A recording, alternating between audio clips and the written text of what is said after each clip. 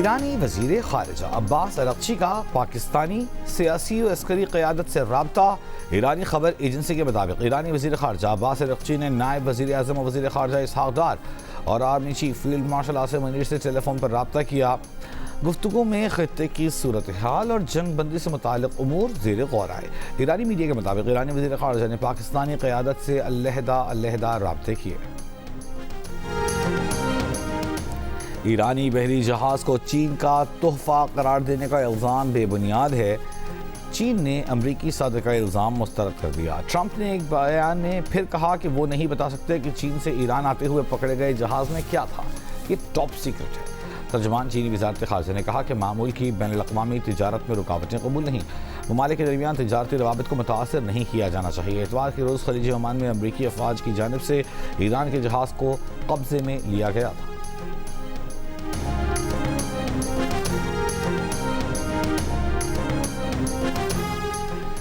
ایران کے supreme leader Mujtaba خامنئی نے کہا ہے کہ ایرانی قوم کے غیر معمولی اتحاد نے دشمن کو نمایاں طور پر کمزور کر دیا ہے۔ بے مثال یکجہتی نے ایران کو کمزور کرنے کی خواہش رکھنے والوں کے اندازے درہم برہم کر دیے۔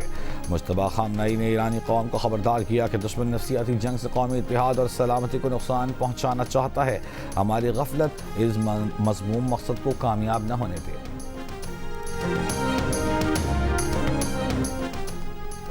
ایران کے ساتھ مذاکرات میں جوہری ماہرین کو بھی شامل ہونا چاہیے۔ یورپی یونین کی خارجہ امور کی چیف کایا کلاس کا بیان، کہا ایران کے ساتھ مذاکرات میں جوہری ماہرین کو شامل نہ کیا تو معاہدہ 2015 کے معاہدے سے بھی کمزور ہوگا۔ اگر خطے کے مسائل، میزائل پروگرام اور دیگر سرگرمیوں پر توجہ نہ دی گئی تو ہمیں ایک زیادہ خطرناک ایران کا سامنا ہوگا۔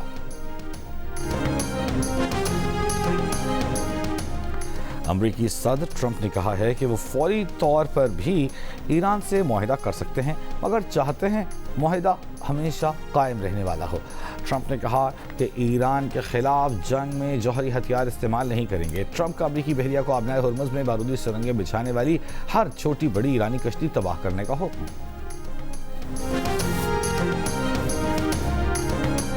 چیف جسٹس پاکستان جسٹس یحییٰ آفریدی نے جوڈیشل کمیشن کا اجلاس بلانے کی چیف جسٹس اسلام آباد ہائی کورٹ کی غیر رسمی درخواستیں مسترد کر دیں۔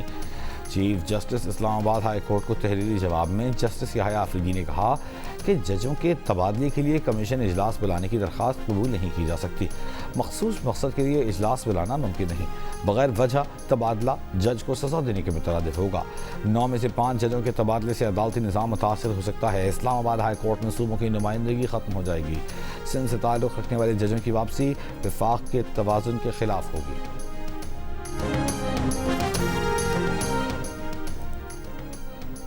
صومالیہ کے قریب بحری قزاقوں نے آئل ٹینکر پر قبضہ کر لیا۔ آنر 25 نامی جہاز کے عملے میں 11 پاکستانی بھی موجود۔ شپنگ ذرائع کے مطابق جہاز پر 21 اپریل کو قزاقوں نے حملہ کیا۔ وزارت بحری امور کے ڈائریکٹوریٹ آف پورٹ کا پاکستانی ارکان سے رابطہ نہیں ہو سکا۔ جہاز پر بھیجنے والی ایجنسی بھی خاموش۔ متاثرہ خاندان کی جیو نیوز سے گفتگو میں کہا کہ انڈونیشین کیپٹن کی رہائی کے لیے انڈونیشیا قزاقوں سے بات چیت کر رہا ہے۔ خیبر میں سیکیورٹی فورسز اور قانون نافذ کرنے والے اداروں کے انٹیلیجنس بیسڈ آپریشن 22 خوارج ہلاک کر دیے گئے۔ آئی ایس پی آر کے مطابق 21 اپریل کو کیے گئے آپریشن کے دوران گرفتاری کے خوف اور بزدلی کے باعث خوارج نے اندھا دھند فائرنگ کی۔ فائرنگ کی زد میں آ کر 10 سالہ معصوم بچہ شہید ہو گیا۔ آئی ایس پی آر کے مطابق ہلاک خوارج علاقے میں متعدد دہشت گرد کارروائیوں میں ملوث تھے جن کے قبضے سے اسلحہ اور گولہ بارود بھی برآمد کیا گیا۔ صدر مملکت آصف علی زرداری اور وزیر اعظم شہباز شریف کے ساتھ وزیر داخلہ کی خیبر میں کامیاب کارروائی پر سیکیورٹی فورسز کی پذیرائی۔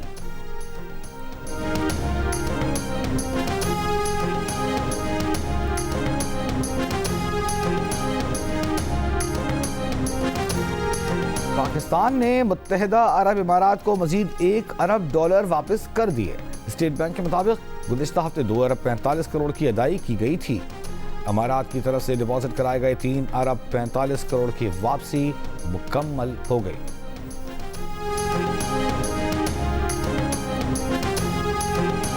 سینئر صوبائی وزیر مریم اورنگزیب کی زیر صدارت محکمہ زراعت و لائف سٹاک اور آئندہ مالی سال کے بجٹ سے متعلق اہم اجلاس۔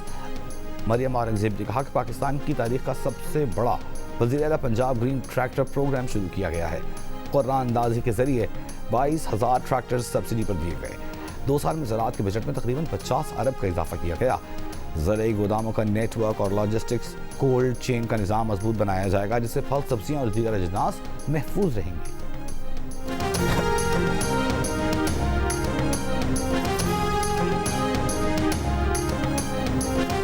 لاہور میں اپنے 3 بچوں کے قتل کے الزام میں گرفتار ملزمہ کو 5 روزہ جسمانی ریمانڈ پر پولیس کے حوالے کر دیا گیا۔ تفتیشی افسر نے کہا کہ ملزمہ کا ڈی این اے، پالیگراف اور میڈیکل ٹیسٹ کرانا ہے۔ گزشتہ روز خاتون نے اپنے 3 بچوں کو قتل کیا تھا۔ ڈی آئی جی سید ذیشان رضا کے مطابق خاتون نے قتل کا الزام ساس پر لگانے کی کوشش کی۔ خاتون نے بتایا کہ وہ اپنے خاوند کے ساتھ رہنا نہیں چاہتی تھی، اس بنا پر بچوں کو قتل کر دیا۔ مقتول تینوں بچوں کی عمریں 5 سے 9 سال کے درمیان تھیں۔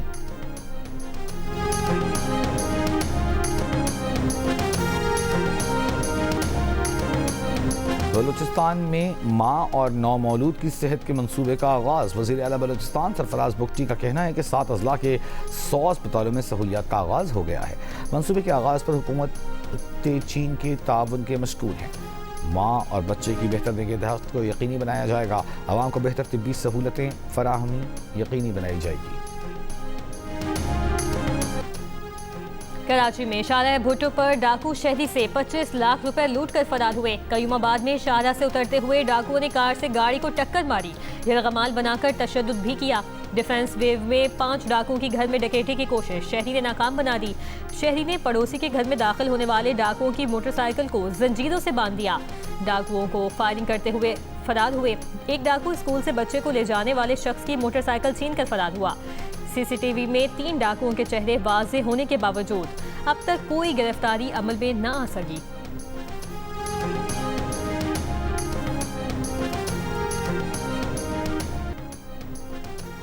کراچی ایئرپورٹ کے قریب شہری سے ڈیجیٹل کرنسی لوٹ لی گئی۔ شہری کے والد کا کہنا ہے کہ ان کا بیٹا بدھ کی رات لاہور جانے کے لیے گھر سے نکلا۔ Online taxi driver petrol ڈلوانے کے لیے رکا تو پیٹرول پمپ پر ڈبل کیبن گاڑی میں 4 افراد نے اسلحے کے زور پر بیٹے کو اپنی گاڑی میں بٹھایا۔ گاڑی میں 1 گھنٹے سے زائد وقت تک گھماتے رہے۔ بیٹے کے ڈیجیٹل اکاؤنٹ سے $8,600 نکال لیے۔ موبائل فون، لیپ ٹاپ اور دیگر سامان بھی چھین لیا، جس کے بعد بیٹے پر تشدد کر کے کولنگی کے علاقے میں پھینک کر فرار ہوئے۔ شہری کے والد کا کہنا ہے کہ ایئرپورٹ تھانے نے اب تک درخواست بھی وصول نہیں کی۔